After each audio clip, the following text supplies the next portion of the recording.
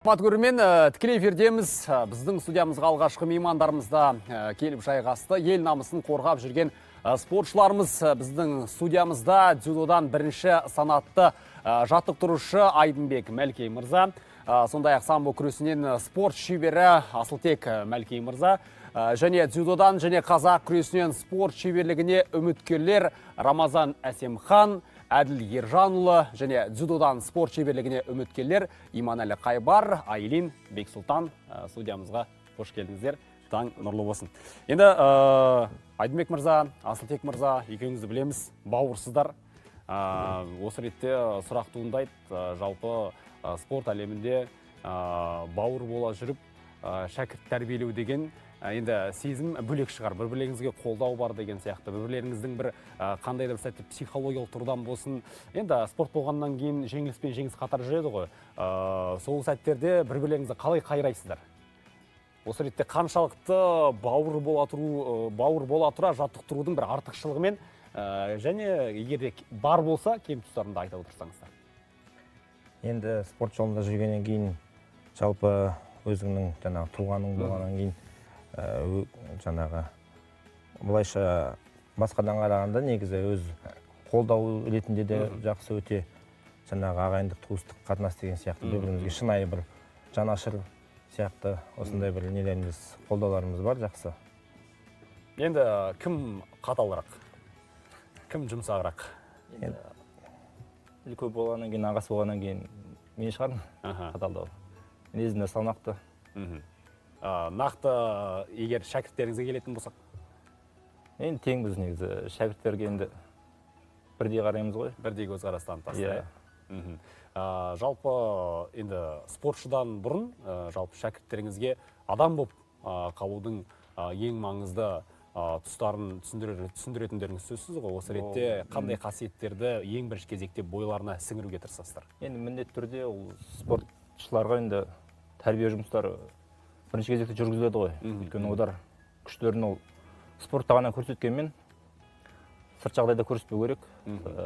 Сырт жағдайда жәнегі көшеде, қоғамдық орталықта өздерін жәнегі үлгілі спортшы ретінде көрсету керек. Тәрбиелі азамат екенін. Сол жөнінде тәрбие жұмыстары жүргізіледі. Енді екеуіңіздің де бірдей дәл осы спорт әлеміне келулеріңізге жалпы кім себепкер? Неге екеуіңіз де бірдей дәл осы саланы таңдадыңыздар?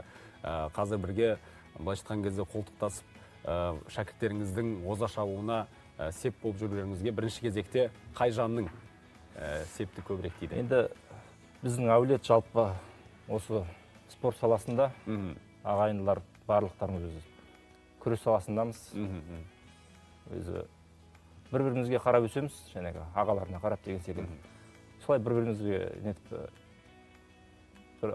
үнлерімізді тартып, солай спортқа келгенбіз бәріміз.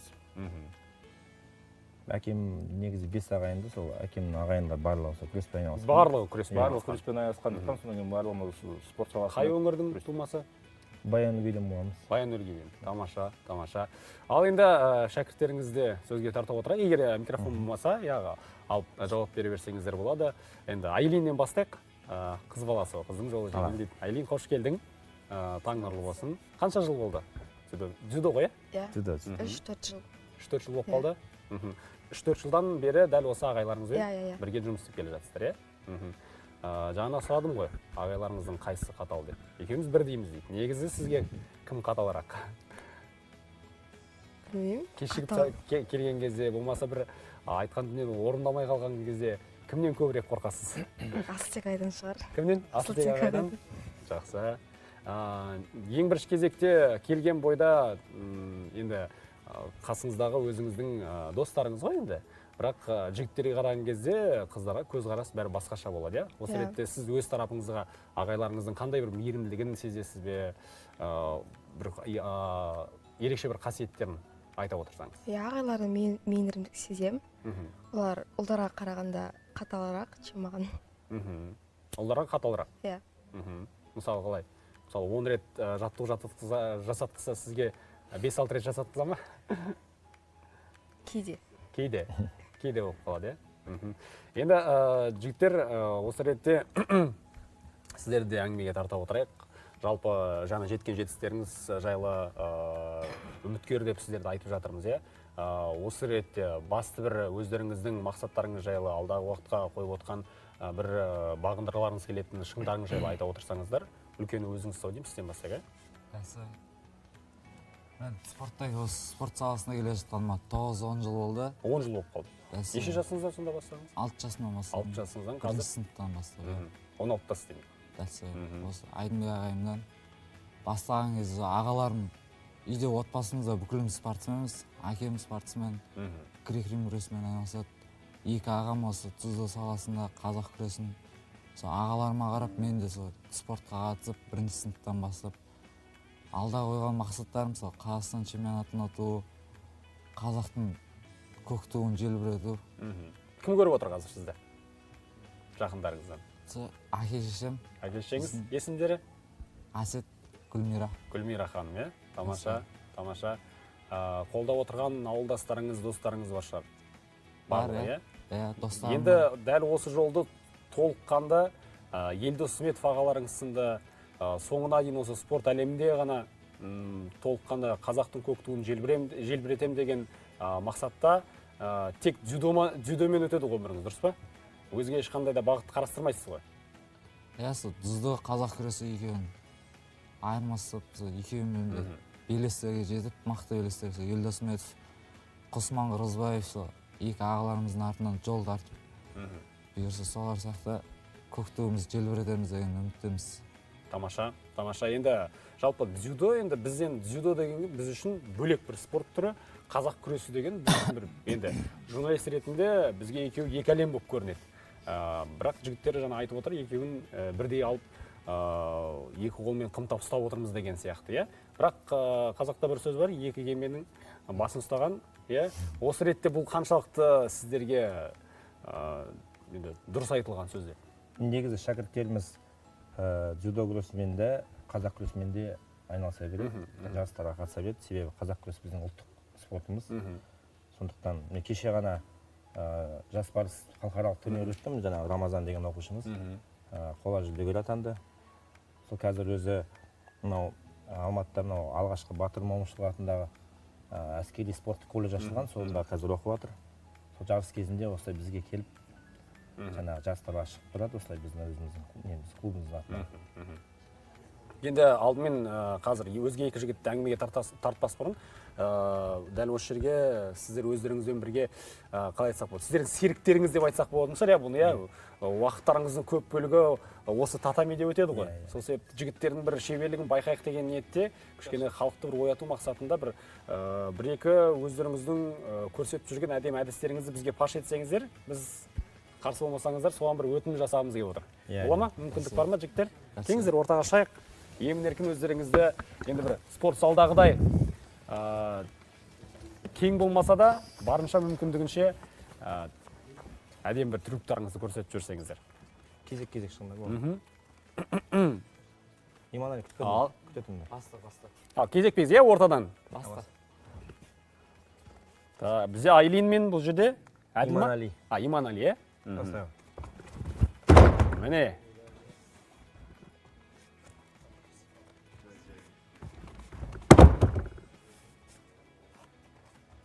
Біз оны үйреніп қалғанбыз ғой, иә? Қыз баласы мен ер жігітке. Бірақ бұл жерден спорт болғаннан кейін бірдей лақтырыс бола береді, иә? Жалпы күнде қаншалықты осындай, мысалы, бір-бірін лақтыру әдісі қолданады? Қаншалықты әдісті көп жасайды, соншалықты шыңдала береді. Шыңдала береді, иә? Ол кез келген дзюдошы болсын, ол мейлі ол олимпиададан ұтып келсе де, ол осы қайталауларын тоқтатпау керек, себебі негіз осы дағдыланады да ол жаңа әдіске. Сондықтан бізде үнемі осыған жұмыс істейміз. Әр істеген сайын кемшіліктерін қарап, кемшіліктерін айтып, жылдамдықтарын дамытып отырмасақ, ол әдіс сонда ғана шыңдалып, жаңа өз шегіне.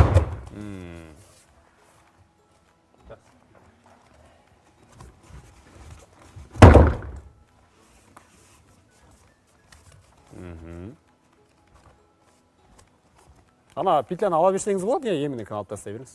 Ыңғайсыз болатын болса. Тағы бар ма? Бір-екі әдіс көрсетіп жүрсеңіздер, иә, енді бір-екеуі болды. Сонымен еркін жайғаса берсек болады.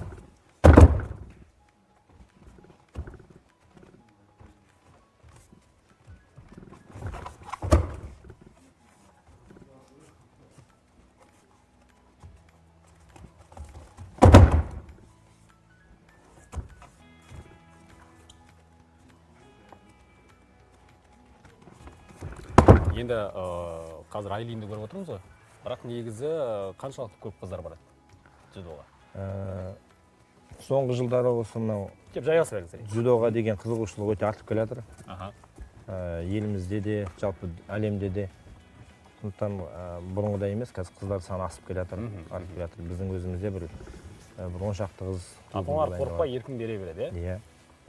Көбінесе қалай бұл қыздардың өздерінің қалауларымен бола ма, әлде ата-анасы өздері қызығып осы спорттан жетістікке жетсін деген сияқты? Көбінесе бізде енді мына қазақ отбасыда кейбір ата-аналар өзінің жетпеген жетістігіне, өзінің бір орындалмай қалған арманын осы баласы арқылы көрініс тапса екен деген сияқты ниетте әкелетін кездер болады, иә? Негізі ата-аналар алып келеді өзі.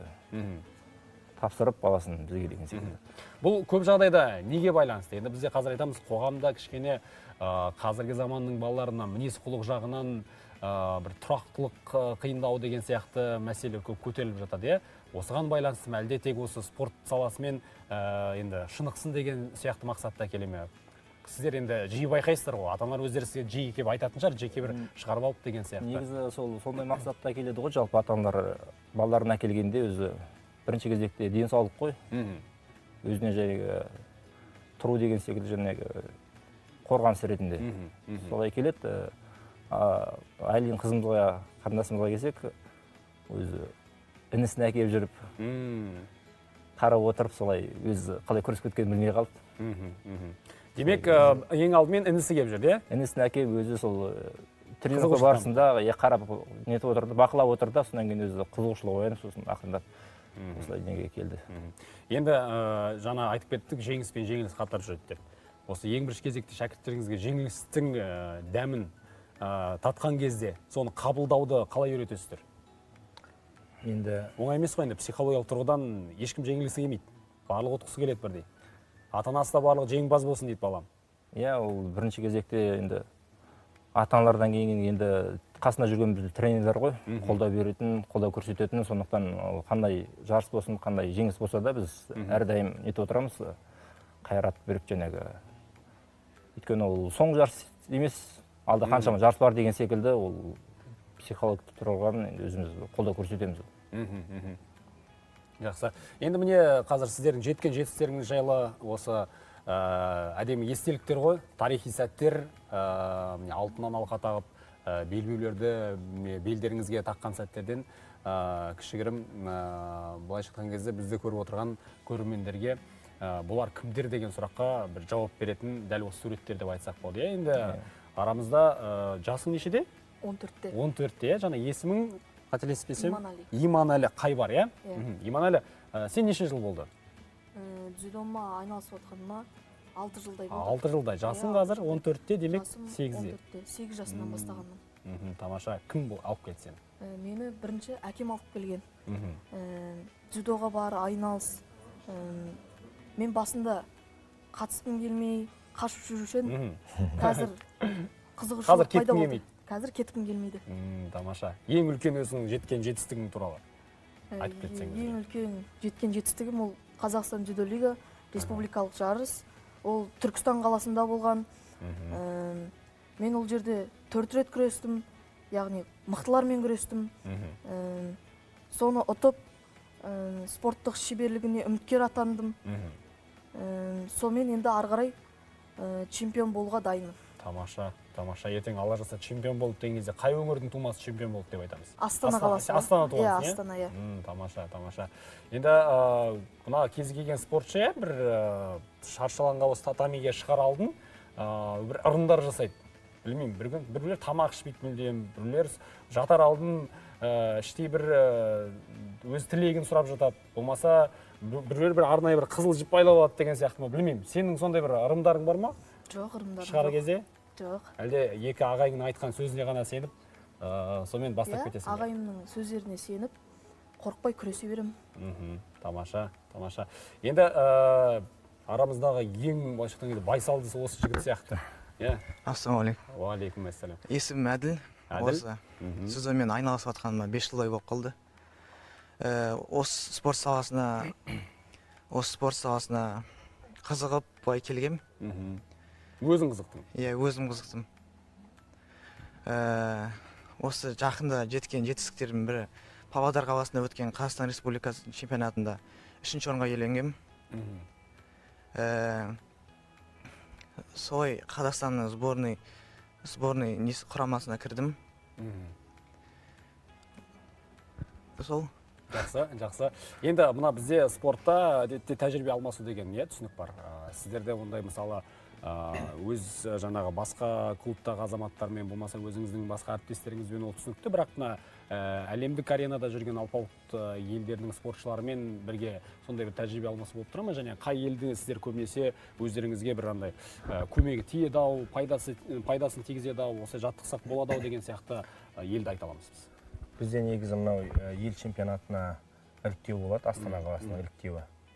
Астана қаласының чемпионаты, сол жерде бірінші, екінші орын алған балалар.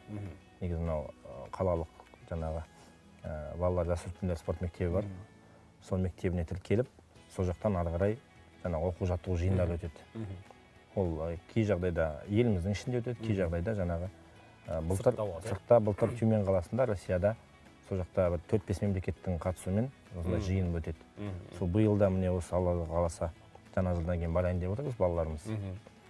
Сол негізгі біздің мақсат бұл осы жас шамасында осы Астана қаласының іріктеуіне өту.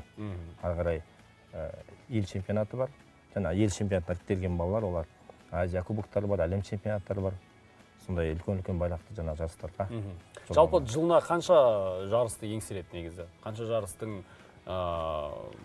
қатысып шығады балалар негізі? Жарыс саны өте көп негізі бізде. Нақты бөліне ма? Шәкірттеріңіз мына жаққа? Бізде енді кішкентай баладан бастап ересектерге дейінгі жаңа не бар ғой. Сондықтан өзіміз қарап отырамыз. Санаттар, иә? Өзіміз қарап отырамыз. Календарға кірген жарыстар бар. Қазақстан Дзюдо Федерациясының календарына кірген жарыстар. Сол жарыстардан жаңағы жүлделі орын алғандарға спорт шебері атақтары жаңағы атақтары беріледі. Иә. Сол жарыстарды өзіміз қарап, жаңағы календар бойынша солай нетеміз, қатысамыз. Енді қазір бізді көріп отырған қаншама ата-ана бар, бәлкім біреудің ағасы, Айлин сияқты бәлкім бір өз інісін алып келгісі келетін шығар. Енді осы ретте мына андай түсінік бар ғой, мысалы боксқа қателеспесемше 5 жастан кейін берсең кеш деген сияқты ма, бір сондай бір түсініктер. Осы ретте дзюдо мен жаңа қазақ күресіне неше жастан берген негізі дұрыс ләж болса? Өзіңіз айтпақшы, ләж болса 9 жастан 10 жастан бере берген дұрыс. Кейбір ата-аналар ерте береді. Біздің өзіміздің клубқа да кейбір ата-аналар жәнегі елдос ағалар секілді соларға етіп қарап, чемпион шықсын деген мақсатта ертерек беріп жатады. Сәттегі жаңағы жеңістің бұл әсер етеді, енді ол да бар шығар, ол да бар шығар. Өйткені бізде елімізде қазақ күресі, дзюдо күресі қатты дамып жатыр да. Сол себепті жәнегі ата-аналар әкеледі, ертерек әкеледі, негізі 5 жасынан, 6 жасынан береді, 7 жасынан береді. Ертерек берген де дұрыс шығар, енді бой үйренетін. Абзал болса 9-10 жасынан бірақ оларға берілетін жаңағы тапсырмаларды жеңілдеу, қысымы қатты болмайтын шығар? Иә, жеңіл жәнегі акробатикалық жаттығулармен ақырында бойын үйрету, жәнегі домалауды, құлауды үйрену деген секілді оларды бірден күреске қоюға болмайды олар. Күресе өлмейді, құлау өлмейді деген секілді. Жарақат алып қалуы мүмкін. Сол себепті бірінші кезекте балалардың денсаулығы, сол себепті алдыңғы орында. Бізде 6-7 жастағы балаларда көбіне ойын түрінде өтеді. Бірақ ішінде жаңағы бір бейімі бар балалар болып жатса, ол бірден көрінеді. Басқа топқа да уже басқаша біз жаңағы жүктеме басқаша береміз. Жақсы, енді біздің негізі тікелей эфир болғандықтан берілетін уақытта көп емес, бірақ десе де біздің студиямызға келіп, шәкірттеріңіз өз шеберліктерін көрсетіп, сіздер өз жаңағы жинаған тәжірибелеріңізбен бөліскендеріңіз үшін алғысым шексіз. Көк туымызды көкте желбіретіп, өздеріңіз айтып кеткенде, жаңа жігіттерді айтып отыр, елдос ағалар сынды биік белестерді бағындырып, әлемдік аренада дәл осы келген студиямыздың меймандары топ жара берсін деп айтқымыз келеді. Шәкірттеріңіз тек алдағы уақытта сіздер жерге қаратпайтындай, тек спорт әлемінде емес, адами тұрғысынан болсын, менің ұстазым осы ұстаздың шәкірттері еді деген атқа лайық болсын деп айтқымыз келеді. Күндеріңіз сәтті өтсін. Көп рахмет.